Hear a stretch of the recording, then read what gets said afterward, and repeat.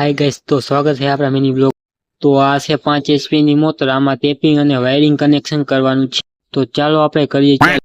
તો આપણી પાસે પહેલેથી ને સેપલેટરના પતા કાપેલા જ હતા, તો લઈ લીધા છે। તો સેપલેટરના પતા કોઇલની વચ્ચે નાખી દઈ।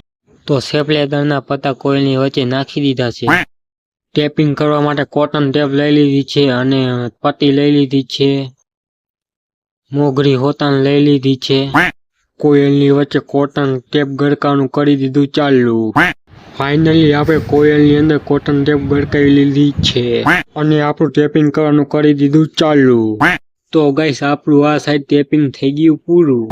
તો ગાઈસ, હવે આગળના ભાગમાં ટેપિંગ અને વાયરિંગ કનેક્શન કરવાનું છે। તો શેરાની અંદર 2 નંબર સ્લીવ નાખવાની છે। તો આપણે શેરાની અંદર સ્લીવ નાખી દીધી છે। તો આપણે શેરા સોલવાના હતા, સોલવાનું કરી દીધું ચાલુ। તો આપણે શેરા છોલીને કનેક્શન કરવાનું કરી દીધું ચાલુ। તો ગાઈસ, અંદરનું કનેક્શન કમ્પ્લીટ થઈ ગયું છે। હવે બહારના 6 શેરા પાવર દેવા માટે કાઢવાના છે।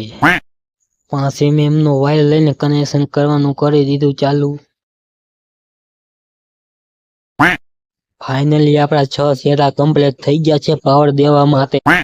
ઉપર વાયર ખુલ્લા દેખાય છે, એમાં આપણે સોલ્ડિંગ કરવાનું છે। હવે તો આ છે સોલ્ડિંગ કરવાનું મશીન, અને પછી આપણે ફટાફટ સોલ્ડિંગ કરવાનું કરી દીધું ચાલુ। અને આપણું સોલ્ડિંગ એ થઈ ગયું કમ્પ્લીટ। તો ગાઈસ, સોલ્ડિંગ એમાં આપણે 2 નંબરની સ્લીવ નાખી દઈ।